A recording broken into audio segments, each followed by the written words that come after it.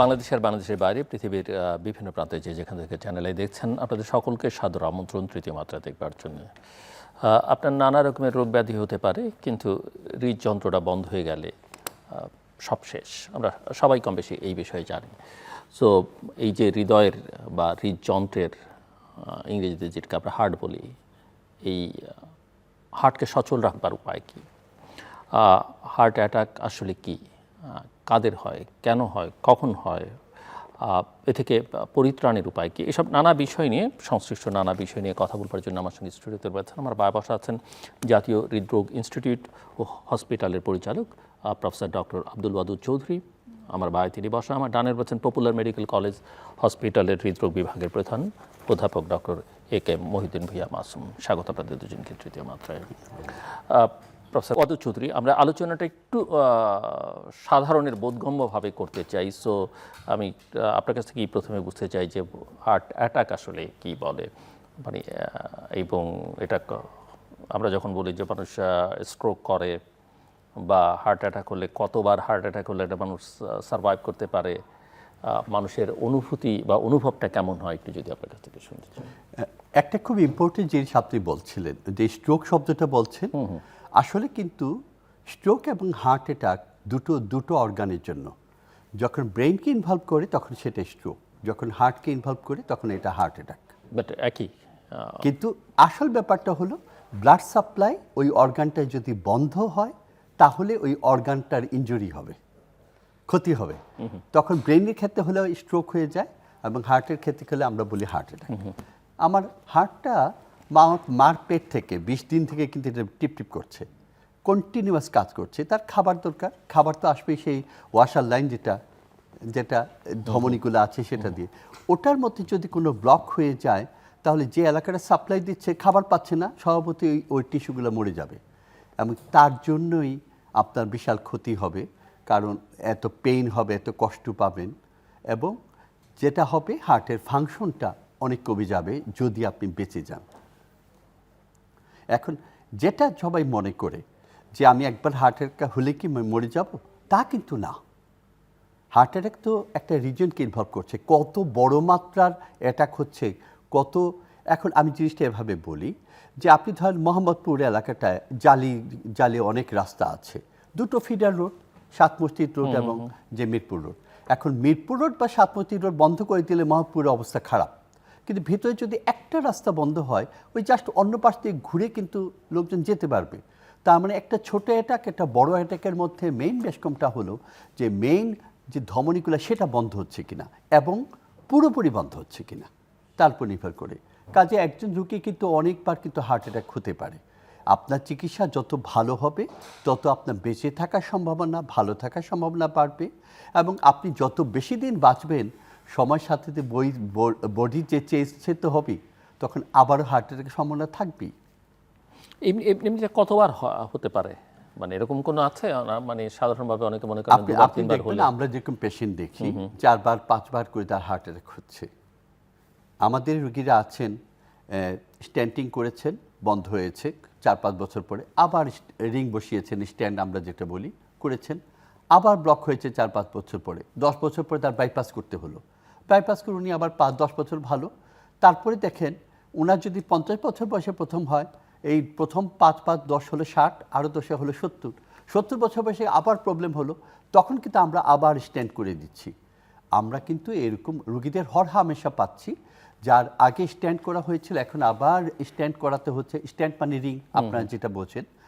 আর অনেক আছে বাইপাস করতে হচ্ছে, আবার বাইপাস করা রুগী 10 বছর 15 বছর পরে আপনি যে গ্রাফ দিয়েছেন তার তো নর্মাল ওয়্যার অ্যান্ড টিয়ার ক্ষয় হবেই এবং ওখানে ডিজেনারেটিভ চেঞ্জ হবে, আপনার চুলদারি পাকবে, ওই অর্গানটারও তো চুলদারি পাকবে, সেটা ডিজেনারেট হয়ে বন্ধ হবে, ওখানে আবার আমরা স্ট্যান্ড করে দিচ্ছি। এরকম কিন্তু আমাদের অসংখ্য লোকজন আছে যাদের 3বার 4বার 5বার করে প্রসিজিওর হচ্ছে, বাইপাস স্ট্যান্ড মিলে। মানে সায়েন্স আসলে অনেক এগিয়ে গেছে, আমাদের সক্ষমতা বেড়েছে, এবিলিটি বেড়েছে, জিনিসপত্র আধুনিক হয়েছে, সেজন্য আমরা আরও অনেক কিছু করতে পারছি। প্রফেসর চৌধুরী ধন্যবাদ। আমি আসবো আবার আপনার কাছে। প্রফেসর মহিউদ্দিন ভূঁইয়া মাসুম, আপনার কাছ থেকে একটু বুঝতে চাই যে নানান সময় দেখি নানান মানুষের বুকে ব্যথা হচ্ছে, আমাদেরও হয় মাঝে মধ্যে। সো সব ধরনের বুকের ব্যথায় কি হার্ট অ্যাটাকের সঙ্গে সম্পর্কিত কিনা বা না, সব ধরনের বুকের হৃদযন্ত্রের ব্যথা সঙ্গে হার্ট সম্পর্কিত অ্যাটাকের কিনা? সাথে সম্পর্কিত না। হার্ট অ্যাটাক বেসিক্যালি হলো যে হার্টের কিছু স্পেসিফিক সিমটম নিয়ে আসে বুকে ব্যথার সাথে। তীব্র বুকে ব্যথা করে এবং অনেকক্ষণ পারসিস্ট করে 20 মিনিট। কোন জায়গাটাতে করে? সেন্ট্রাল সাধারণত বুকের মাঝখানে ব্যথা করে এবং বাম পাশে থাকে এবং এটা রেডিয়েট করে, বাম হাতে যায়, চোয়ালেতে যায়, পিঠেও যেতে পারে, ডান হাতে যেতে পারে এবং সাথে সোয়েটিং থাকে, শ্বাসকষ্ট হয় এবং রোগীর আরও কিছু সিমটম দেখা যায়, অনেক সময় মাথা ঘোরায় এবং রোগী পড়েও যায়। এই ধরনের সিমটমগুলো যদি হয় তখন দেখা গেছে এটা আমরা হার্ট অ্যাটাক হিসেবে সন্দেহ করি। এমনিতে কোন লক্ষণগুলো দেখলে, যেগুলো আপনি বললেন সেগুলো দেখলেই কি দেরি করা উচিত নয় বা সেগুলো এই ধরনের লক্ষণগুলো যদি আমরা যদি কোনো রোগীর ক্ষেত্রে দেখি তাহলে ওই রোগীর আর বাসায় বসে থাকার কোনো সুযোগ নেই বা কোনো কর্মস্থলে বসে থাকার সুযোগ নেই, এই রোগীকে দ্রুত হসপিটালে চলে যেতে হবে। মানে একই সঙ্গে কি কি দেখতে চান আপনি, যে মানে রোগী কখন বুঝবে বা রোগীর পরিবারের সদস্যরা কখন বুঝবে বা কলিগরা যে তাকে এখনই হসপিটাল নেওয়া উচিত? ঘামলে এই সিমটমগুলো যদি দেখা যায় যে বুকে ব্যথা একই হচ্ছে, সঙ্গে?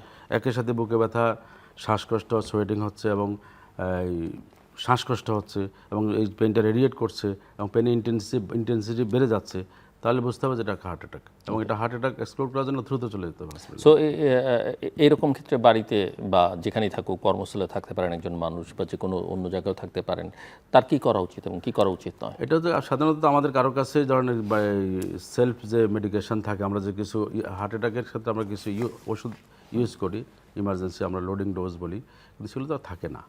তো ওগুলো থাকলে যদি কারো কাছে থাকে সেগুলো খেতে পারেন, অ্যাসপিরিন এবং ক্লোবিগ্রাল বা টিকাগ্রাল যে লেটেস্ট ওষুধগুলো আছেন সেগুলো খেয়ে দ্রুত যেখানে কার্ডিয়াক সাপোর্ট আছে বা কার্ডিয়াক ফ্যাসিলিটিস আছে এবং ক্যাথল্যাব ফ্যাসিলিটিস আছে এই ধরনের হসপিটালে দ্রুত চলে যেতে হবে।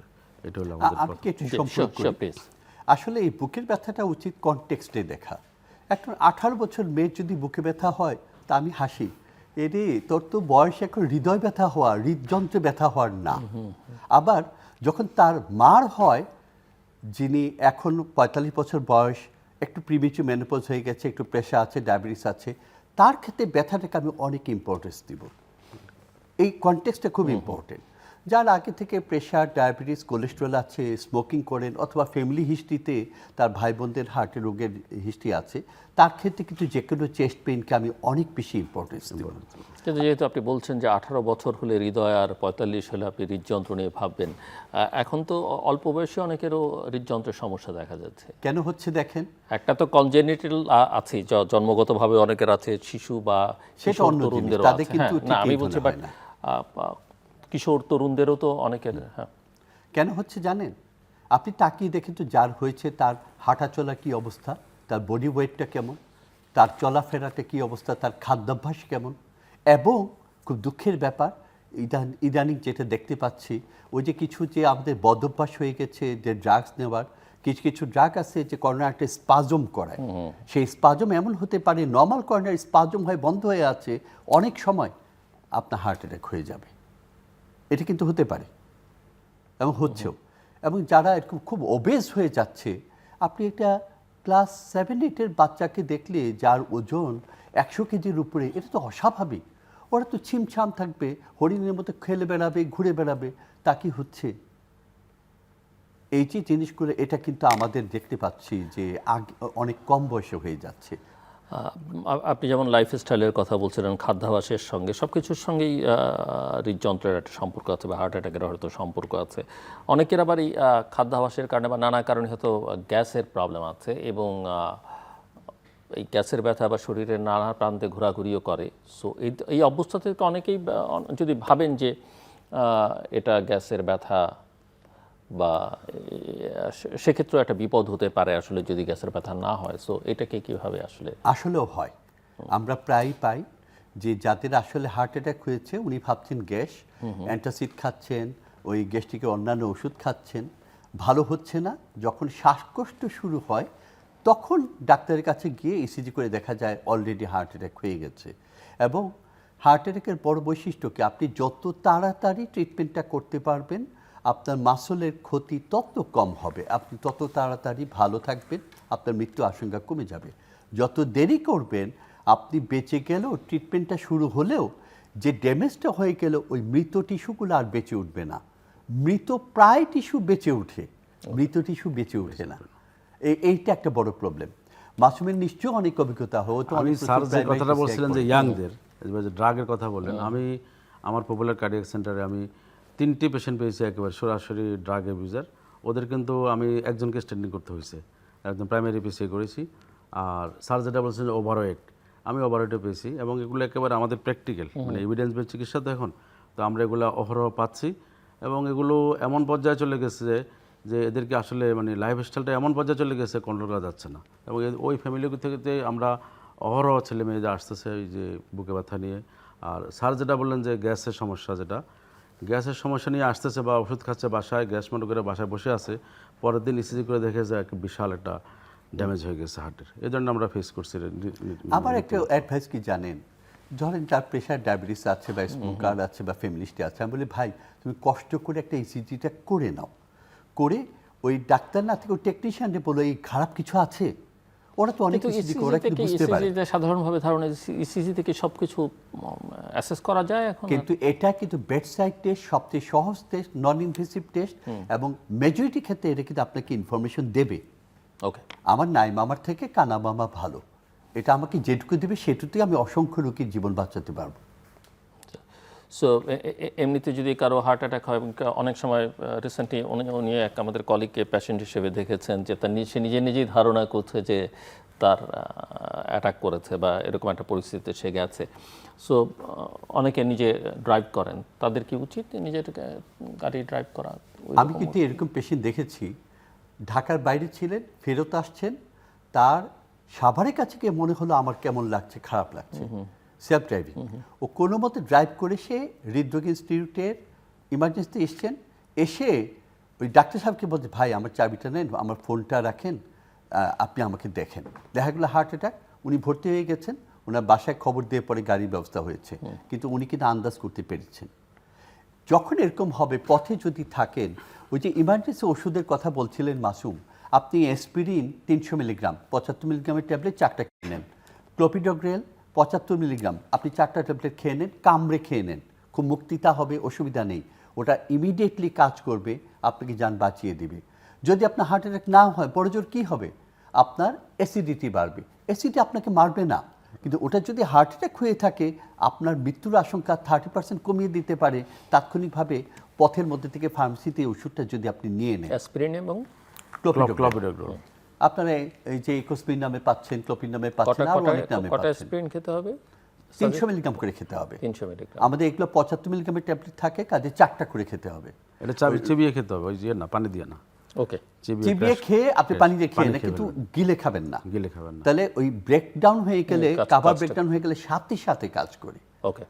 এবং আপনার আবারও বলছি, মৃত্যুর আশঙ্কা 30% কমিয়ে দিতে পারে। তার মানে কি যাদের এরকম সিমটম আছে বা যারা একটু ঝুঁকির মধ্যে আছেন তাদের সঙ্গে আপনারা অ্যাসপিরিন রাখার পরামর্শ দিচ্ছেন?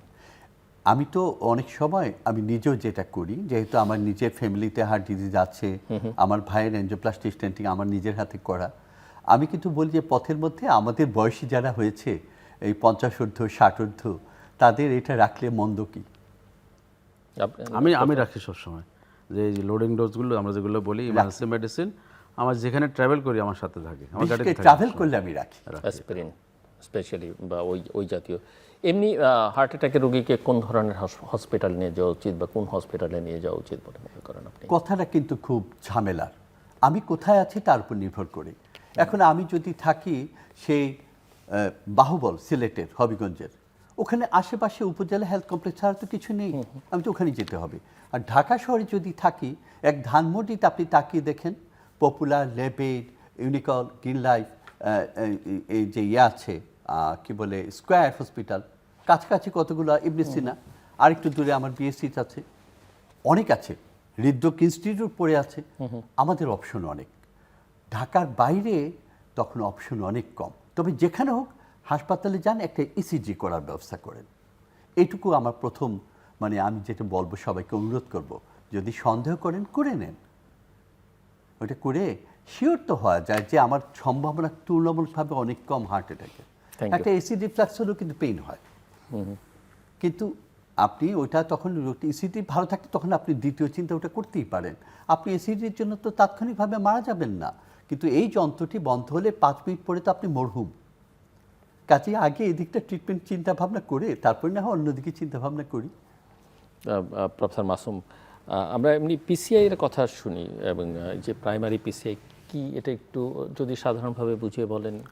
সার্জে বলছেন একই সঙ্গে ইসিজি আমরা এই করা। আলোচনাটা আজকে হ্যাঁ, করতে চাই, গুরুত্ব, চ্যালেঞ্জ। সার্জে বলছেন যে একটা ইসিজি করা, ইসিজিতে যে কিছু চেঞ্জ আসে, যদি হার্ট অ্যাটাক হয়, আমরা সাধারণত বলি এসটি লিভারেড এমআই, যে হার্টের একটা এসটি সেগমেন্ট আছে ইসিজিতে, ওই সেগমেন্টটা যদি ডেফিনেটলি একটা ক্রাইটেরিয়া থেকে যেটা আপ হয়ে গেছে, এটা এসটি এলিভেশন হয়, তখন এটাকে এসটি লিভারেড এমআই বলা হয়। এই এমআই যদি আমাদের একটা নির্দিষ্ট টাইমের মধ্যে আসে এবং নির্দিষ্ট প্রোটোকল মেনটেন করি আমরা, সেক্ষেত্রে এটাকে আমরা ইমার্জেন্সি যে মেডিকেল ট্রিটমেন্টটা বলি, ইন্টারভেনশন ট্রিটমেন্টটা বলি, সেটাকে আমরা বলি প্রাইমারি পিসিআই। এই প্রাইমারি পিসিআই একটা প্রোটোকল আছে, এই প্রোটোকলটা আমরা অ্যাক্টিভেট করি, যে প্রাইমারি পিসিআই প্রোটোকল অ্যাক্টিভেট করে এটাকে আমরা যখন ইমার্জেন্সিতে রুগীটা আসলো, ইসিজি ইন্টারপ্রিটেশনটা আমরা সরাসরি 10 মিনিটের মধ্যে ইসিজি করে এটার ইন্টারপ্রিটেশন কমপ্লিট করে ডিসিশন দিয়ে দিতে হবে যে আমার এটা প্রাইমারি পিসিআইতে যাবে। তো প্রাইমারি পিসিআইতে চলে যখন যাবে, আমার ইমার্জেন্সি থেকে ক্যাথ ল্যাবে যাওয়া পর্যন্ত যে টাইমে আমরা সরাসরি ক্যাথ ল্যাবে নিয়ে যাব। ক্যাথ ল্যাবে নিয়ে এটা একটা সাধারণত আমরা রেডিয়াল আর্টারিতে করি, হাতে করি, এবং হাতে করে এই রোগীটাকে আমরা একটা ক্যাথেটার দিয়ে আগে তার ব্লকটাকে লোকালাইজ করি, করার পরে এখানে বেলুন দেওয়া হয়, তারপরে গিয়ে বেলুন দিয়ে এটাকে ডাইলেশন করা হয়, করে এখানে ব্লক একটু মিনিমাইজ করে। এটা কি অপারেশন? না, অপারেশন, এটা মিনিমাল ইনভেসিভ, এটা ইন্টারভেনশন। তারপরে এখানে আমরা একটা স্টেন্ট দিয়ে আসি এবং আমরা একটা ব্লাড ফ্লোটাকে আমরা এস্টাবলিশ করে আসি।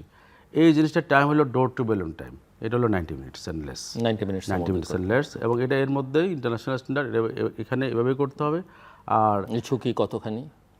এটার ঝুঁকি অনেকটাই কম, নির্ভর করে কোমরবিডিটি, তার কি আর আদার্স কোমরবিডিটি আছে কি না, এটার উপর নির্ভর করে তার ঝুঁকিটা। সাধারণত প্রাইমারি পিসিআইতে ঝুঁকি তুলনামূলকভাবে অন্যান্য ইয়ে থেকে কম।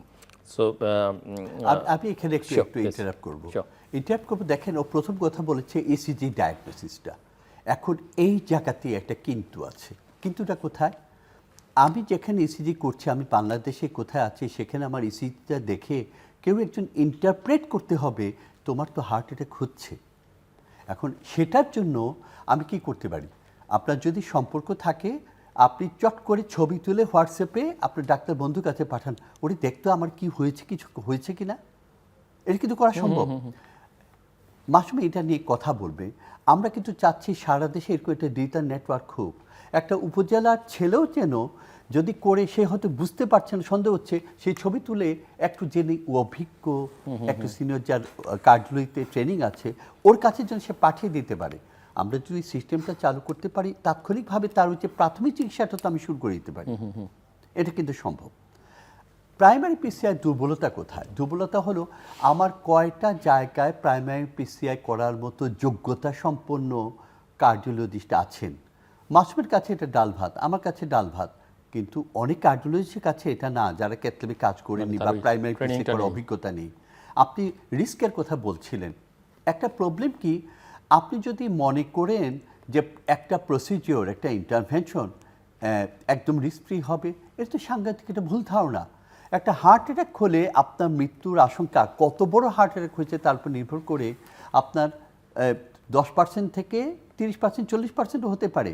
যদি মেসিভ হার্ট অ্যাটাক হয়, যেখানে হার্ট পাম্পই করতে পারছে না, আপনার হার্ট ফেলিওর হয়, সেখানে ইউরোপ আমেরিকা তো 50-60% রোগী মারা যায় যদি টাইম মতো পৌঁছতে না পারে উপযুক্ত হাসপাতালে। খেয়াল করে দেখেন, ওখানে এই কথাটা আছে। আর আমার দেশে আমি ধরে নেব যে তাকে খরচের খাতায় ফেলিয়ে দিতে হচ্ছে, 80-90% হতে মরে যাবে। বেশিরভাগ রক্ষা যেরকম হয় না, ওটা তো 10% খুব খারাপ। বাকিদের যাতা যখন পৌঁছলো, আমি হৃদরোগ ইনস্টিটিউটে, যেটা আমরা প্রাইমারি পিসিআই প্রোগ্রাম আছে, যেখানে আমরা ফ্রি স্ট্যান্ড করে দেওয়ার সৌভাগ্য অর্জন করতে পেরেছি সরকারের একান্ত সহযোগিতায়। সেখানে দেখেন, আমাদের গত বছরের ইতিহাসটা আমি বলি, ওখানে আমরা প্রায় 500 রুগীর আমরা করেছিলাম জুলাই মাস থেকে ডিসেম্বর, কারণ জুলাই মাসে আমার ওখানে প্রাইমারি পিসিআই প্রোগ্রামটা শুরু হয়। মৃত্যুর হার ছিল 2%।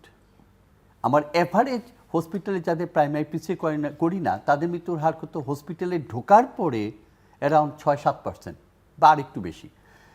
বেশিরভাগ রোগী কিন্তু মারা যায় হসপিটালে পৌঁছার আগেই, পথের মধ্যে, অথবা জাস্ট এসে পৌঁছলো, ইসিজি করলো, করেই দেখা গেল যে রোগী অলমোস্ট ডাইং। আমরা চেষ্টা করেও কিছু করতে পারি না। এমনিতে নর্মাল যখন একটা আপনার আর্টারিতে চেস্ট পেইন হচ্ছে, আপনি এনজিওগ্রাম করলেন, অ্যাকিউট হার্ট অ্যাটাক না, তার অ্যানজিওপ্লাস্টি করতে গেলে নর্মাল মৃত্যুর আশঙ্কা হলো 1%। এবং আমাদের দেশে কিন্তু আমরা এই স্ট্যান্ডার্ডটা মেনটেন করতে পারি, 1% বেশি না। কিন্তু প্রাইমারি পিসিআই এর মৃত্যুর আশঙ্কা 3% থেকে 10% হতে পারে, খুব খারাপ কেসে 50-60% হতে পারে। আমাকে এই জিনিসটা বুঝতে হবে। এবং এই ব্যাপারটায় কেউ যদি মনে করে না ডাক্তার এটা করে আমার পয়সা খরচ করে মেরে ফেললো রোগীটাকে, এটা কিন্তু খুব খারাপ ব্যাপার। আমাদের দেশে নিরাপত্তার ব্যাপারটা In that case, আমাদেরকে কিন্তু পিছিয়ে দিচ্ছে কিন্তু এখানে অনেকখানি। পিছিয়ে করতে- স্যার যে বললেন, তাহলে পিছিয়ে করতে কেন যাবে? হ্যাঁ স্যার মানে যে এখানে- বললেন যে এটা যে আমাদের দেশের যে মানে ওই রোগী কিন্তু ওই risk যে টা- 50-60% কিন্তু নিশ্চিতভাবে মারা যাচ্ছে। আমি 40%কে বা 50%কে বাঁচিয়ে উঠাতে পারছি। ওকে, খেয়াল করে দেখেন। আমার কাছে একটা রুগী আমি ছুটি দিয়ে আসছি, সেটা মোহাম্মদপুর থেকে আসছে। এটা আসার আগে সে সিভিয়ার পেয়ে আসছে এবং ইমার্জেন্সিতেই আমরা ইন্টিউবেট করে তাকে নিয়ে অ্যান্টোরিয়ামাই, এবং সে মানে কার্ডিয়াক অ্যারেস্টে হলো, শকে ছিল। তাকে আমরা পেশেন্ট পার্টিকে আমরা যখন ব্রিফ করলাম যেটা লাগবে, তারা বুঝলো এবং তার সাথে কনসেন্ট দিয়ে দিল। আমরা খুব দ্রুত একবার লাইফ সাপোর্ট অবস্থায় নিয়ে আমরা কিন্তু প্রাইমারি পিসিআই করছি এবং আলহামদুলিল্লাহ 18 দিন পরে ছুটি দিলাম এবং রুগী কিন্তু খুব আজকে খুব ভালো একটা সিনারিও ছিল আমাদের, যে আমরা খুব হ্যাপি রুগী বাসা চলে গেছেন। তো এই ধরনের রেজাল্টও আছে। আর স্যার যেটা বলছেন এটা হলো বাস্তব সত্য, যে আসলে প্রাইমারি পিসিআইটা আমরা লাইফ সেভিং। আমরা এখানে বলি যে time is muscle, save time save life. এখানে যত দেরি করব আমরা ট্রিটমেন্টের ক্ষেত্রে, সেক্ষেত্রে আমাদের মাসেলগুলো, হার্ট মাসেলগুলো ড্যামেজ হয়ে যায়। তো ড্যামেজ হার্ট দিয়ে তো যত দেরি করব, বিশেষ করে বাংলাদেশে যেটা হয়, আমি যেটা কাজ করি সেখানে 24 আওয়ার্স আমরা প্রাইমারি পিসিআই করি। এখন দেখা গেছে রুগী চলে আসলো, রুগীর গার্জিয়ান নেই, ফ্রেন্ডে নিয়ে আসলো, অথবা একেবারে এমন একজন লোক আসছে উনি সিদ্ধান্ত দিতে পারবে না, পেশেন্টের কাছে টাকা নেই। এখন এই কনসেন্টটা দিবে কি? এটা তো একটা লিগ্যাল ব্যাপার হয়ে দাঁড়ায়। তো এই সমস্যাগুলো টাইম নষ্ট হয়, ওই টাইম নষ্টের সময় কিন্তু রুগীগুলো খারাপ হয়। আবার অনেকে ওই যে স্যার যেটা বলেন যে আসে দেরিতে রাস্তায় মারা যায়, কারণ বুকে ব্যথা করলেও হসপিটালে যেতে হবে, এই যে অ্যাওয়ারনেসটা, এটা এখনও অনেক মানুষের মধ্যে নেই। যে আমি কালকে যাব, দেখি কালকে ভোরে গিয়ে ডাক্তার দেখবো, বা কালকেও আর যায় না, দেখা যাচ্ছে আরও পরে কাল তো আর আসে না। হ্যাঁ, এই রুগীগুলো খারাপ হয়ে যায়। সো আমি একটু বুঝতে চাই, আপনি বলছিলেন খরচ কিরকম হয়? খরচ নির্ভর করে সরকারের পর্যায়ে। স্যার যেটা বললেন, স্যার তো অলমোস্ট ফ্রি স্ট্যান্ড দিচ্ছেন এবং স্যার দায়িত্ব নেওয়ার পরে এনএসসিবিটিতে সর্বোচ্চ প্রাইমারি পিসিআই হচ্ছে, আমি যেটা জানি। আমি কি একটা গ্রাফ দেখাতে পারি? শিওর শিওর, আপনার কাছে এই খুব গ্রাফটা সুন্দর দেখেন, প্রাইভেট সেক্টর। এটা যদি আপনি দেখানো যায়, এই প্রথম 6 মাস যখন রুগী নিজের পকেট থেকে টাকা দিয়ে স্ট্যান্টের ব্যবস্থা করত, তখন দেখেন যে গ্রাফটা কিন্তু ওই যে নিচের দিকে মাটির সাথে কথা কয়। 12ই জুলাই থেকে আমার শুরু হলো, প্রথম মাসেই 74টা পেশেন্টে এই বছরের করা হলো। 12 জুলাই কি এই বছর? গত বছর হিসাব গত বছর। গত বছরের প্রথম এটা তত্ত্বাবধায়ক সরকারের আমলে সেটা অনেক কথা বলে করে আমি করতে পেরেছিলাম, যে আমরা করতে পেরেছিলাম, আমি বলবো না। ওখানে আমরা দুটো জিনিস করেছিলাম। একটা হলো যে স্ট্যান্ডটার জন্য সরকারের পক্ষে ফ্রি দেওয়া হয়। রুগীর হাতে তো পকেটে পয়সা নিয়ে কেউ ঘুরে না, এই লক্ষ লক্ষ টাকা লাগে, সেটা কি করে করবে? এবং ইন্স্যুরেন্সও নেই। আমি যদি স্ট্যান্ডটা ফ্রি দিতে পারি তাহলে এই রুগীগুলো বেঁচে যায় জানে। এবং খেয়াল করে দেখেন আমাদের স্ট্যাটিস্টিক্স হলো, এই যে প্রথম 6 মাসের 500 পেশেন্টের মতো করেছিলাম, তাদের গড় বয়স হলো 53। তার মানে তারা কিন্তু অ্যাক্টিভ কর্মক্ষম অবস্থায়, যারা ফ্যামিলি আর্নার ইনকাম করে দিচ্ছে, তাদেরই কিন্তু হার্ট অ্যাটাকটা বেশি হচ্ছে। তাদেরকে সেভ করতে করা মানে কিন্তু আমি আসলে দেশের ইকোনমিক উপকার করছি। গভর্নমেন্টের এই খরচটা আসলে এক ধরনের ইনভেস্টমেন্ট, ইটস নট এক্সপেন্ডিচার। আচ্ছা, আবার দেখেন ডিসেম্বর এসে কমে গেছে, কেন জানেন? আমি যে অনেক খুঁজে পেতে হাত পায়ে ধরে প্রাইম মিনিস্টারের দপ্তর থেকে আমি যে অনুদান এনে যে কিনতে পেরেছিলাম, আমি দেখি যে আমার শেষ হয়ে যাচ্ছে, আমি নতুন পয়সা জোগাড় করতে পারছি না, আমার ফান্ড পাচ্ছি না। আমি তখন বললাম যে এখন ভাই দিনে 2টোর বেশি ফ্রি স্ট্যান্ড দিতে পারবো না, ড্রামাটিক্যালি কমে গেল। এবছরে আমি হিসাব দিই, এবছরে জুন পর্যন্ত আমার এই আবার টাকা জোগাড় করে ফান্ড দিয়ে এনে টেন্ডার করে কিনে করতে আমার জুন পর্যন্ত লেগে গেল। আপনি দেখা গেল জানুয়ারি মাসে আপনার হয়েছে 33টা পেশেন্ট, ফেব্রুয়ারিতে 17, মার্চে 22, জুনে এসে 45টা, এবং এই মাসে অলরেডি 59টা, আজকে বোধহয় 60টা হয়ে গেছে অলরেডি, আরও কয়েকটা হবে, মানে 70-এর কাছে চলে যাবে। গুড। দেখেন। আপনার এখানে তাহলে খরচ কি লাগছে? আপনার খরচ লাগে 10-20 হাজার টাকা, 10-20 হাজার টাকা, কিছুই না। আপনাদের ক্ষেত্রে প্রাইভেট, আমাদের প্রাইভেট স্যার এখানে স্ট্যান্ড ফ্রি। অবশ্যই প্রাইভেট সেক্টরে তো এক এক প্রাইভেট সেক্টরে যেটা হয়, প্রাইভেট সেক্টরে তো সব কিছু পেশেন্টকে বিয়ার করতে হয় এবং এখানে প্রাইভেট যারা সার্ভিস প্রোভাইড করেন সেটা অনেকেই নিয়ে আনেন, সুতরাং এখানে খরচ বেশি। এখানে তো এখানে ইন অ্যান অ্যাভারেজ যদি প্রাইমারি পিসিআই করা হয়, হসপিটাল মানে চার্জ এক এক hospital-এ আবার এক এক রকম। একরকম। আমার এখানে যেমন ওটা আমি একটা হিসাব দিতে পারবো। হ্যাঁ আসছি আপনার কাছে ওনার ঠিক এখানে মানে সব মিলে 2.5 থেকে 3 লাখ টাকা যায়, একটা 2.5 প্রাইমারি 3 লাখ ভিসা টাকা। 3 লাখ টাকা যাবে। এটা যেমন আমি দেখতে পাচ্ছি আমার ওখানে 1020 টাকা ধরে নিলাম, কিন্তু এখানে আমি দেখতে পাচ্ছি আমার কাছে এটা স্ট্যাটিস্টিক্স আছে, যেমন ইব্রাহিম কার্ডিয়াক হসপিটাল বা হার্ট ফাউন্ডেশনের মতো জায়গাতেও যেখানে আসলে রুগীকে পকেট থেকে টাকা দিতে হচ্ছে, ওখানে 2 লাখের উপর লাগে। ইব্রাহিম কার্ডিয়াকে 2,60,000 মতো লাগে। আমি ধরে নিচ্ছি যে আমি যে স্ট্যান্ডটা ব্যবহার করছি, যদি সেটা ব্যবহার করি, ওটার অ্যাকচুয়াল প্রাইস হলো গিয়ে যে আপনার 70,000-এর মতো। বাকি যে এডিশনাল যে হসপিটাল চার্জটা যেগুলো মিলে আপনার সবচেয়ে বেশি দেখছি কন্টিনেন্টালের প্রায় 3 লাখ বেশির মতো লেগে যাচ্ছে। মানে এটা লাগবেই, কারণ হলো একটা ক্যাথলে মেশিন কিনতে 10-12 কোটি টাকা লাগে। ইন্টার্ন এটা ব্যাংক থেকে লোন নিয়ে করছেন, সরকারের পক্ষে যেটা করা সম্ভব এটা অন্যখানে করা সম্ভব না। আর অনেক ম্যান পাওয়ার আছে তো এখানে। আর ম্যান পাওয়ার লাগে, প্রচুর ম্যান পাওয়ার লাগে। সো পিসিআর পরে কি রোগী তার স্বাভাবিক জীবনে ফিরতে পারেন? প্রাইমারি ভিসা যদি সাকসেসফুল হয় তাহলে রোগী তো মানে heart কি পুরোপুরি ভালো হয়ে যায়? স্বাভাবিক জীবনে ফিরতে পারে না, একটা টাইম নেয়, কিন্তু খুব আর্লি তারা স্বাভাবিক জীবনে ফিরতে পারে। এমনি হার্ট কি পুরোপুরি ভালো হয়ে যায় বলা যেতে পারে? আমি তো যতগুলো ফলো পেয়েছি ম্যাক্সিমামই স্বাভাবিক জীবনে ফিরে গেছিল এবং হার্ট মোটামুটি ভালোই আছেন। আর খুব কয়েকজন যারা মানে আমরা কিছু রোগী পাই যাদের হলো কোমরবিডিটি বেশি, যেমন তার ডায়াবেটিস আনকন্ট্রোল, তার প্রেশার কন্ট্রোল নাই, তারা তো কিডনি ডিজিজ দেখা দিয়েছে, এই ধরনের বা অ্যাজমা আছে, এই ধরনের রোগীগুলো কিছুটা খারাপ থাকে। কিন্তু অন্যান্য রোগীগুলো দেখা গেছে মানে আমরা যখন প্রাইমারি ভিসায় সাকসেসফুলি করি, ওই রোগীগুলো খুব আর্লি তারা মানে কার্ডিয়াক রিহ্যাবিলিটেশন যেটা আমরা করি ওটার মাধ্যমে রোগী কিন্তু খুব মানে খুব তাড়াতাড়ি রোগী স্বাভাবিক কাজ করে ফেরত যান। এমনি এমনি সব ধরনের হার্ট অ্যাটাকের রোগীর কি প্রাইমারি পিসিআই দরকার কিনা? না না, সব হার্ট অ্যাটাকের জন্য প্রাইমারি ভিসা না। প্রাইমারি ভিসা শুধুমাত্র আমরা করি হলো এসটি লিভারেড মায়োকার্ডিয়াল ইনফেকশন, যেটা আমরা বলি যে ইসিজিতে একটা ডেফিনেট চেঞ্জ থাকে তাদের। একটু পরিষ্কার করে বলবেন। মানে ইসিজিতে একটা চেঞ্জ থাকে, ইসিজি ক্রাইটেরিয়া থাকে যে এই চেঞ্জ থাকলে এটা এমআই 2 রকম, একটা হলো এসটি হয় ইসিজিতে চেঞ্জ থাকবে, আর একটা হলো ইসিজিতে নন স্পেসিফিক চেঞ্জ থাকবে বা ইসিজি নর্মালও থাকে। কিন্তু আমরা যখন কার্ডিয়াক এনজাইম করি ওই এনজাইমটা টপোনিনটা বাড়তে থাকে। যাদের ইসিজি চেঞ্জ থাকবে এটা টপোনিনটা বাড়তে থাকবে, এটাকে বলা এসটি এলিভেটেড মায়োকার্ডিয়াল ইনফাকশন। এটাকে আমরা সাধারণ মানে যেটা বলি ম্যাসিভ হার্ট অ্যাটাক বলি। আর যাদের আমরা যেটা দেখি যে ইসিজিতে চেঞ্জ নাই অথবা ইসিজি নন স্পেসিফিক চেঞ্জ আছে কিন্তু টপোনিনটা তার অনেক বেশি হাই, তার মানে তার হলো পুরোপুরি হয়তো আর্টারিটা ব্লক হয় নাই, তো সেই ক্ষেত্রে আমরা এগুলো প্রাইমারি বেসিসে থাকে না, সেগুলো চলে যায় হলো রুটিন মানে ট্রিটমেন্ট আর্লি ইনভেসিভ পিসিতে চলে ওখানে যায়। কিন্তু আপনি তাড়াতাড়ি করে এনজিওগ্রাম করতে বলে, বিশেষ করে রোগীর যদি অনগোয়িং চেস্ট পেইন থাকে বা শ্বাসকষ্ট থাকে, অ্যাবডোমিনাল বিটটা যদি বেশি হয়, মানে লাইফ থ্রেটানিং ফিচার থাকলে তাকেও করতে হবে। তবে ওই টার্মটা তখন প্রাইমারি পিসিআই বলি না, তখন হবে আর্লি ইনভেসিভ স্ট্র্যাটেজিক পিসিআই, ওটাতে চলে যায়। আবার প্রাইমারি পিসিআই আমরা করতে পারলাম না, রোগীর টাইমলি আসলো না, যেটা স্যার একটু আগে ঢুকে আমরা আসার জন্য স্যার আমাকে একটু লেসন দিচ্ছিলেন যে ফার্মাকো ইনভেসিভ, যে আমরা থ্রোম্বোলাইসিস করলাম, যেমন বাহুবলের কথা স্যার বললেন, বাহুবলে একটা রোগী যখন এমআই হলো ইসিজি ইন্টারপ্রেট করে দেখা গেলো যে এমআই হয়ে গেলো, তো সেটাকে আমরা থ্রোম্বোলাইসিস এজেন্ট দিয়ে ভেনের মধ্যে আটার দিয়ে একটা ইঞ্জেকশন দিয়ে আমরা সেটাকে থ্রোম্বোলাইজ করে মানে থ্রোম্বোলাইটিক এজেন্ট দিয়ে ওটা হয়তো পাঠিয়ে দিল আপনার সিলেটে। তো সিলেটে যখন মেডিকেল কলেজে যাবে সেখানে ফার্মাকো ইনভেসিভ করার একটা সুযোগ থাকবে। এটা আমি একটু ব্যাখ্যা করি। ওটা হলো কি, আর্টারিটা ব্লক হয়েছে কি দিয়ে, ব্লাড ক্লট দিয়ে।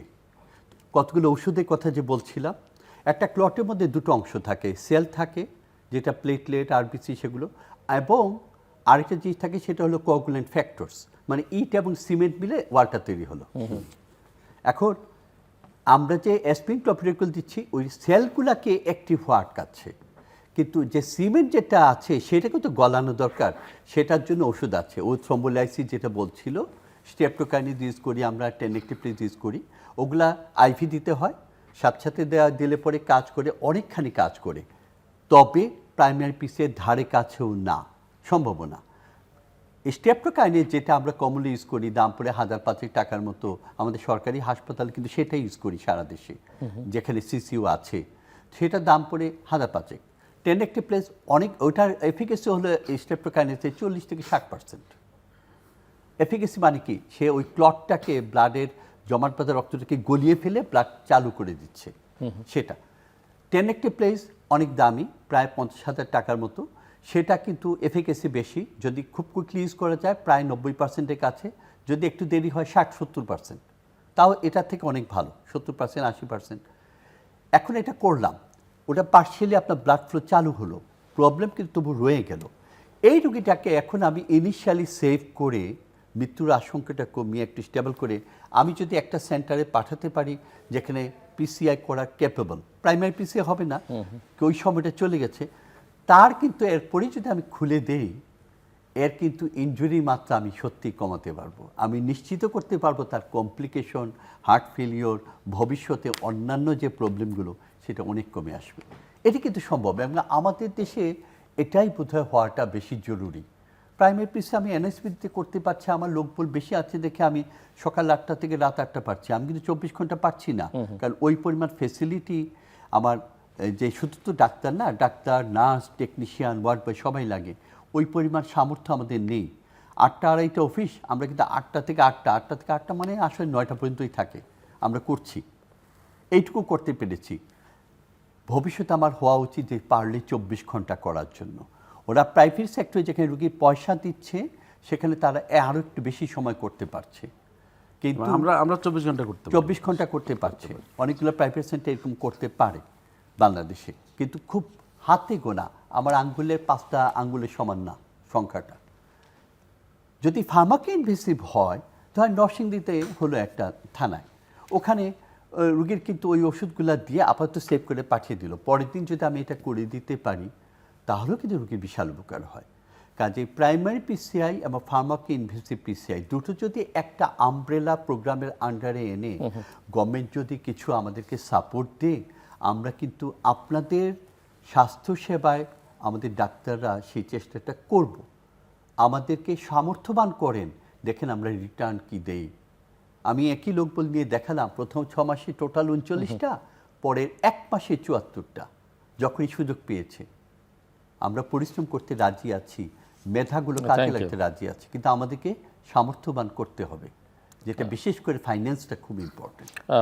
প্রফেসর মাসুম, আপনি বলছিলেন যে ডোর টু বেলুন টাইম, আমি এই কথাটা সহজ অর্থ একটু বুঝতেছি, এবং প্রায়শই আমরা শুনি সময় জীবন, সেটা একটু পরিষ্কার করে। এটা হলো খুব ডোর টু বেলুন বলে যে আমার কাছে একটা রোগী আসলো, আমার ইমার্জেন্সিতে আসলে ইমার্জেন্সি মেডিকেল অফিসার যিনি দেখলেন, উনি যদি দেখেন যে এটা স্টিলয়েড এমআই এবং এটা প্রাইমারি পিসিআই প্রোটোকলে পড়ে যায়, তাহলে উনি এটা উইদাউট এনি অফিসিয়াল ডিলে, কোনো আননেসারি কোনো টেস্ট না করে রোগীটাকে কিছু ইমার্জেন্সি মেডিসিন খাওয়াই দিয়ে উনি রোগীটাকে ক্যাথ ল্যাবে পাঠিয়ে দিবেন।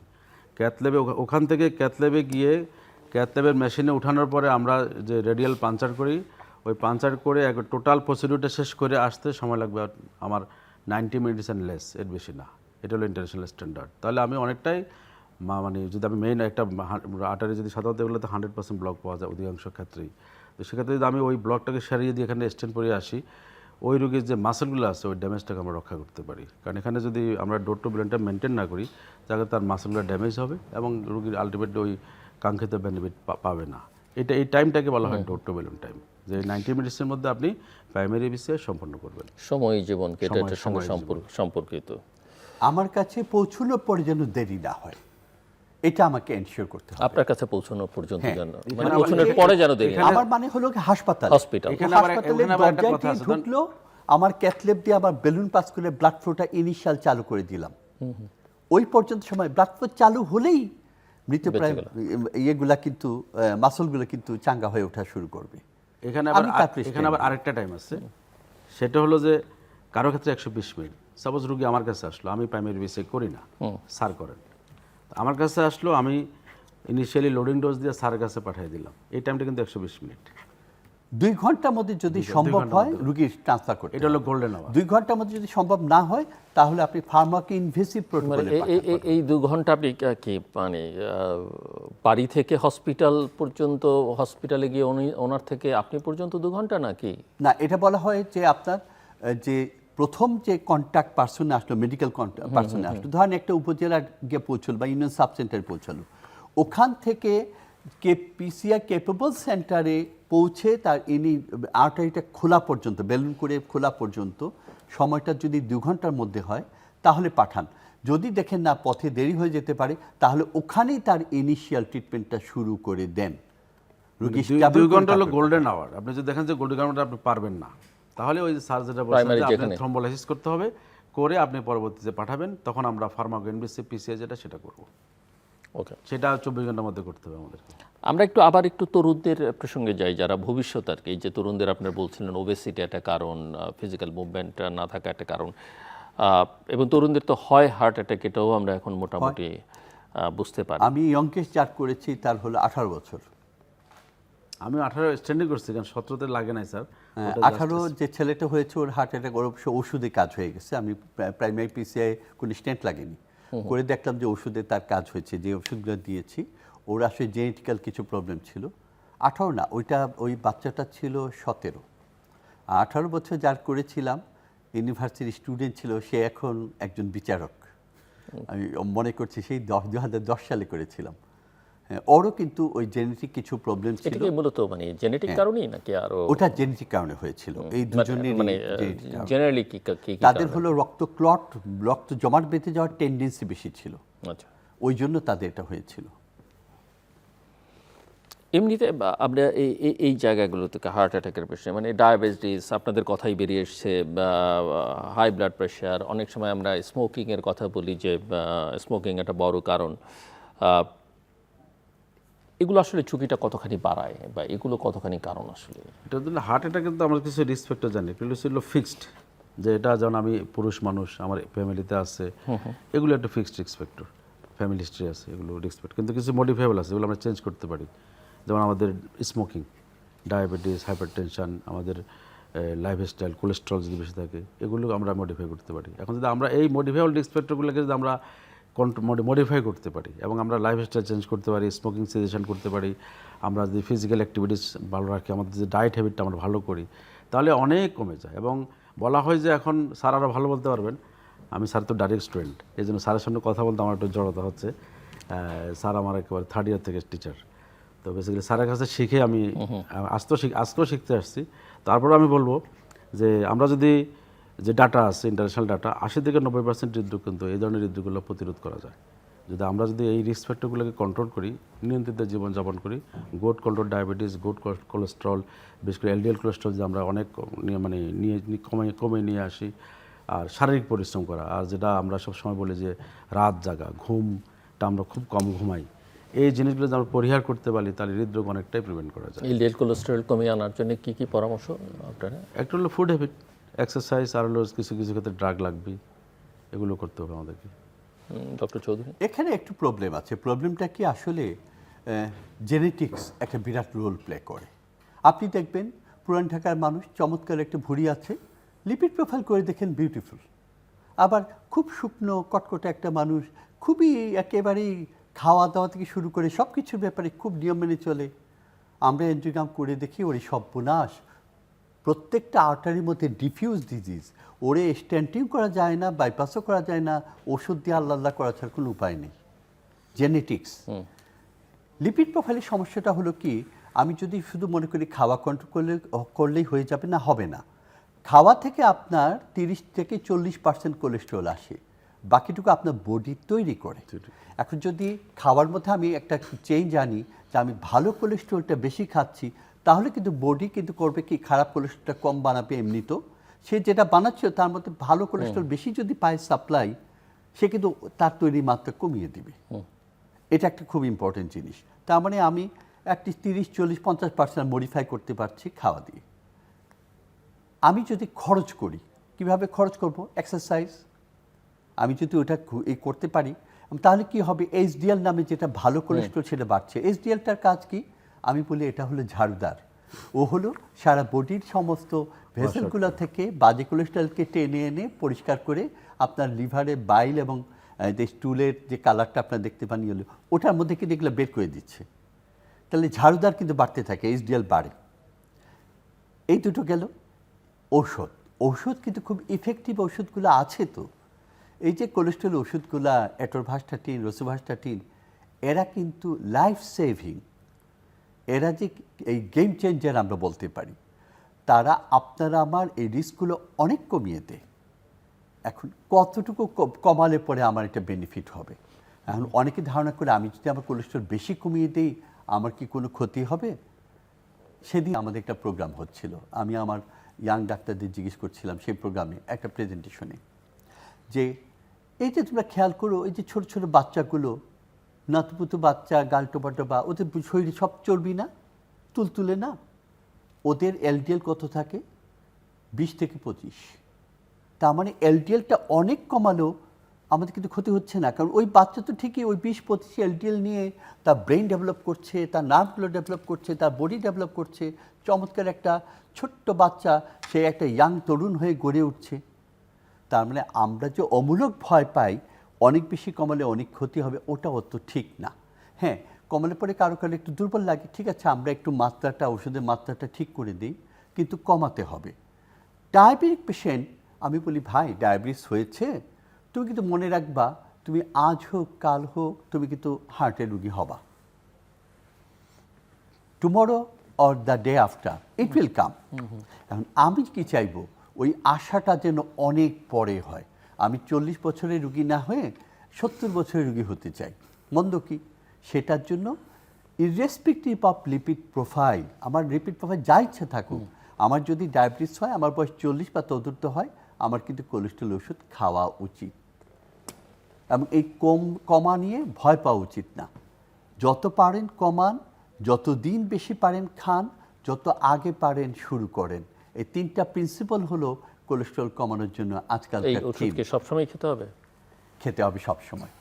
আপনার বডি কি এই তৈরি করা বন্ধ করে দিচ্ছে? ও কি বিশ্রাম নেই? ওর কিন্তু ছুটি নেই। ও কিন্তু প্রতিদিনই কাজ করে যাচ্ছে, আপনার লিপিড তৈরি করছে, পরিষ্কার করছে, আপনার হার্টটা টিপটিপ করে কাজ করে যাচ্ছে। ওর তো ছুটি নেই। কাজেই অল্প বিস্তর খেতে হবে। মাত্রা কমতে পারে কিন্তু কন্টিনিউ করতে হবে। ওকে। এমনিতে আমরা নারীদের ক্ষেত্রে নারী এবং পুরুষের হার্ট অ্যাটাকের লক্ষণের মধ্যে কোনো পার্থক্য আছে? নারীদের ক্ষেত্রে হার্ট অ্যাটাকের অনেক সময় লক্ষণটা কিছুটা মৃদু হয়, অনেক সময় আনএক্সপ্লেন টায়ার্ডনেস থাকে, আর অনেক সময় ডিজিনেস থাকে, এগুলো একটা। আর ডায়াবেটিক রোগীদেরও সেম, ডায়াবেটিক রোগীদের ক্ষেত্রে এরকম দেখা গেছে পেইন থাকে না কিন্তু সোয়েটিং থাকে, টায়ার্ডনেস থাকে, অনেক সময় দেখা গেছে বয়স্কদের হিক্কাপ হচ্ছে, এই ধরনের কিছু সিমটম থাকে, টিপিক্যাল সিমটম থাকে, তো একটু পার্থক্য থাকে। এমনিতে যদি আরেকটি পার্থক্য আছে কিন্তু, সেটা সোশ্যাল পার্থক্য। আমার ঘরের মা বোনটি, তার কিন্তু রোগ হলেই চট করে কিন্তু বলতে চান না। বলতে চান না, কি জানি যে ওদের কষ্ট হবে, মায়েরা ভাবে ছেলে মেয়ের কষ্ট হবে, আর ঘরের বউরা অনেক ক্ষেত্রেই হয় বললে পরে উল্টা পাত্তা দেওয়া হয় না। কাজে তারা প্রায়শই আমাদের কাছে আসেন বেশি খারাপ অবস্থায়। তাদের হয় না, হলে পরে কিন্তু বেশি খারাপ হয়। মানে আপনি বলছেন ছেলেদের তুলনায় মেয়েদের কম হয়? যতদিন হয় না, পর্যন্ত স্যার বলতে আপনার যাচ্ছেন যে মাসিক চলবে ওইটাই। স্যার বলতে চাচ্ছেন যে তাদের হচ্ছে কিন্তু অনেক সময় যে ফ্যামিলিতে শেয়ার করলো না, হাজবেন্ডের কাছে বা গার্জেনের কাছে শেয়ার করলো না, তখন তার তো হার্ট অ্যাটাক হয়ে গেছে, কিন্তু দেরিতে স্যার আমাদের কাছে প্রেজেন্ট করছে, কিন্তু সে খুব খারাপ অবস্থা নিয়ে আসছে। আরেকটা বোধহয় বলছিলেন আরেকটা হলো যে যতদিন পর্যন্ত মাসিক যতদিন চলে ততদিন কিন্তু হরমোনের কারণে একটা ন্যাচারাল প্রোটেকশন থাকে। যখন সেটা বন্ধ হয়ে যায় তখনই আমার প্রবলেমগুলো আস্তে আস্তে ছেলেদের সমান বেড়ে হয়ে যায়। ও বলছিল যে ফিক্সড রিস্ক ফ্যাক্টর, যে পুরুষ তার কিন্তু হার্ট অ্যাটাক হওয়ার রিস্ক বেশি, এটা হরমোনাল কারণে। যে মহিলা তার কিন্তু রিপ্রোডাক্টিভ পেজে কম, মাসিক বন্ধ হওয়ার পরে কিন্তু ওই রিস্কটা কিন্তু পুরুষ মহিলা সমান হয়ে যায়। সো আমরা যদি একটু র্যাপ আপ করি, প্রফেসর মাসুম আপনাকে প্রথমে শুনতে যে হার্ট অ্যাটাক আপনাদের কাছে যাওয়ার আগে প্রতিরোধ করতে পারলে ভালো, তার জন্য কি কি অভ্যাস চর্চা করা উচিত? দ্বিতীয়ত হচ্ছে যে বাংলাদেশের চিকিৎসার অ্যাভেলেবিলিটি, ব্যয় অবশ্যই একটা অত্যন্ত গুরুত্বপূর্ণ বিষয়, একেবারে চিকিৎসা না করিয়ে বা ঝুঁকি কতখানি, আর শেষ প্রশ্ন যদি এর বাইরেও কোনো আপনার মেসেজ দিতে চান দর্শকদের সেটাও দিতে পারেন। প্রথমে যে হৃদরোগ প্রতিরোধ করা, হৃদরোগ প্রতিরোধ করার জন্য যে আমরা যেগুলো আমরা এতক্ষণ আলোচনা করলাম, যে রিস্ক ফ্যাক্টরগুলো যেগুলো মডিফাই করতে পারি, আমরা সেই রিস্ক ফ্যাক্টরগুলো মডিফাই করবো এবং আমরা অ্যাক্টিভ থাকবো। এবং আমাদের যে খাদ্য অভ্যাস থেকে শুরু করে জীবনযাত্রা, লাইফস্টাইল, যে স্যার প্রথমে শুরু বললেন যে যেটা আমাদের বিশেষ করে ইয়াংদের যে ড্রাগ অ্যাবিউজের একটা হিস্ট্রি থাকে, এবং এটা কিন্তু খুব মারাত্মক আকার ধারণ করছে, এটাকে কন্ট্রোল করা এবং পারিবারিকভাবে এই ব্যাপারে খুব অ্যাওয়ারনেস ডেভেলপ করানো এবং সচেতন থাকা। তারপরে ধরেন যদি আমরা আমাদের এখন বাচ্চাদের যে ইয়াংদের হচ্ছে প্রিভেন্ট করার জন্য স্কুল এবং কলেজে যে খেলাধুলা, এগুলো শারীরিক কসরতের যে ব্যাপারটা থাকে, এটা কিন্তু এখন নাই। এটাকে এনকারেজ করা এবং এটা যদি পরিবার থেকে শুরু করতে হবে আসলে বেসিক্যালি, যে খাদ্যাভ্যাস, আপনার বাজার, আপনার রান্নাঘর, ডাইনিং টেবিল, আপনার এক্সারসাইজ, আপনার ঘুম, আপনি কি লাইফস্টাইল লিড করেন, বাসার মধ্যে যে হারমোনি, এটা খুব ভেরি ইম্পর্টেন্ট। এখন আমরা যা করি সেটা হচ্ছে আমরা রাত জাগি, আমরা সোশ্যাল মিডিয়াতে অ্যাক্টিভ থাকি, আমরা শারীরিক পরিশ্রম করি না, আমরা খুব রিচ ফুড খাই, রাত জাগলে অসুবিধা কি, দেরি করে ঘুম থেকে উঠলে? সেটা মানে আপনি যদি 3টায় ঘুমিয়ে 11টায় উঠেন ঘুম থেকে, পর্যাপ্ত ঘুম আপনাকে মিনিমাম 6 থেকে 8 ঘন্টা ঘুমাতে হবে। এখন আমরা তো সেই ঘুমটা ঘুমানো হচ্ছে না। আমরা যেটা জানি ছোটবেলা থেকে যে early to bed early to rise, এটা শরীরের জন্য খুবই উপকার। কারণ আমি রাতে 3টায় সাধারণত 2টা 3টা 4টা আমাকেও মাঝে মাঝে খেতে হয়। এই যে আমরা প্রায় এগুলো করি, এগুলো তো আমাদের ডাইজেশন হয় না। তো আমরা আবার ভোরে উঠে দৌড়ে দিই, স্যারও বের হয়ে যান, আমরা বের হয়ে যাই বিভিন্ন কাজে। তো এগুলো তো আমাদের জন্য ডাইজেশন হচ্ছে না। এবং না হওয়াতে যেটা হচ্ছে, আমাদের তো আমরা ওয়েট গেইন করছি। এই যে ঘুম পাওয়া পর্যন্ত ঘুমে আমরা ওয়েট গেইন করছি। ওয়েট গেইনের সাথে ডায়াবেটিস, হাই প্রেশার এগুলো হচ্ছে, এবং অনেক সময় আরও কিছু কিছু ডিসঅর্ডার ডেভেলপ করে। তো এগুলো যদি আমরা নিয়ন্ত্রণ করতে পারি এবং ডায়েটের হ্যাবিটটা আমরা যদি চেঞ্জ করতে পারি, তাহলে এই হৃদরোগটাকে আপনি প্রতিরোধ করতে পারবেন।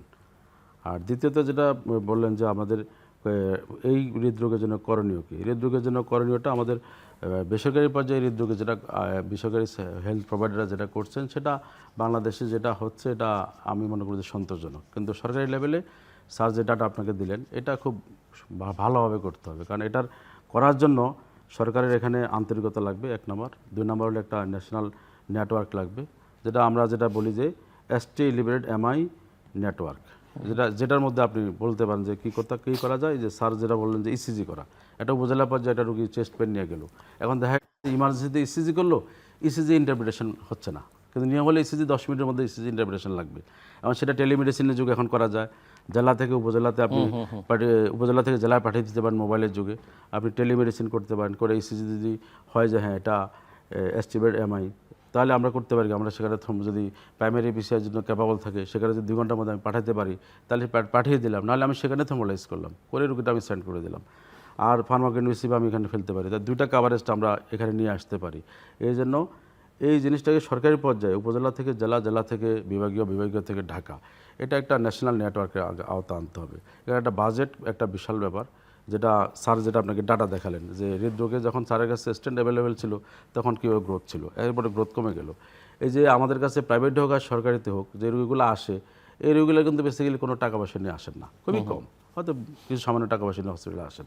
কিন্তু তাৎক্ষণিক যে সিদ্ধান্ত দেওয়া বা প্রাইমারি বিষয়ের ব্যাপারে এই সিদ্ধান্ত দেওয়া, এগুলো দেওয়া হয় মানে লোকের অভাবে হয় না। আরেকটা হলো যে রোগীরা সচেতন না, মানুষের মধ্যে এই মেসেজটা নাই যে প্রাইমারি PCI করলে যে রোগীর বেনিফিটটা বেশি হবে, যে টাইম ইজ মাসেল, যেটা আপনি বললেন, time is muscle, save time save life, এই জিনিসটা অ্যাওয়ারনেসটা নাই। এই ন্যাশনাল ST লিবারেড MI নেটওয়ার্ক যদি আমরা করতে পারি, আমরা যদি সারা দেশে যদি ক্যাম্পেনিং করি এবং সরকারি লেভেলে যদি ক্যাম্পেনিং করা হয় যে আপনি বুকে ব্যথা হলে এই কাজটা করবেন, আপনি ECG করবেন, ECG করে ডাক্তার দেখাবেন, ইন্টারভেট করবেন, আমরা যেটা বলি যে লোডিং ডোজ খাবেন।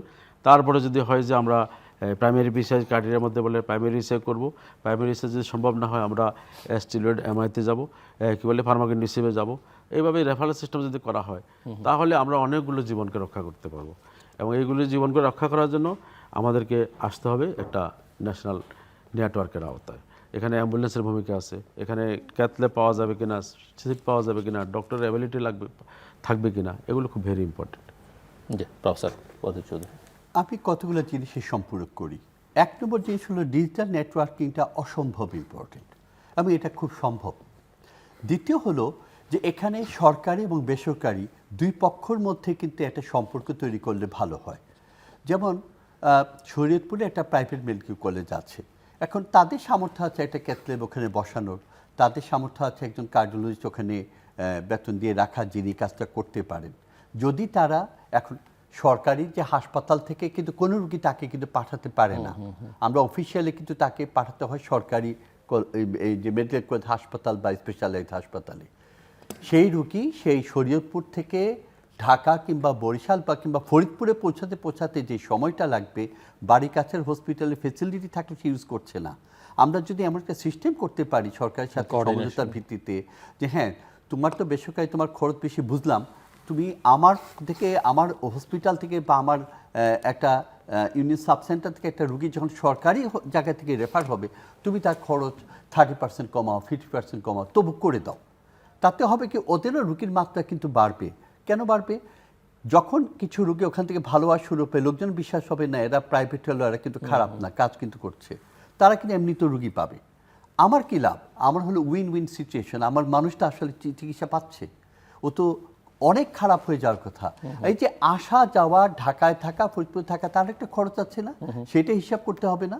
এই যে তার যেখানে 2 দিন 3 দিন 4 দিনের মধ্যে ভালো হয়ে বাড়ি যাওয়ার কথা, সেটা এখানে যদি 8 দিন থাকতে হয় তার খরচটা কিন্তু কমছে না, বেড়েই যাচ্ছে। এটা তো হিসাব করতে হবে।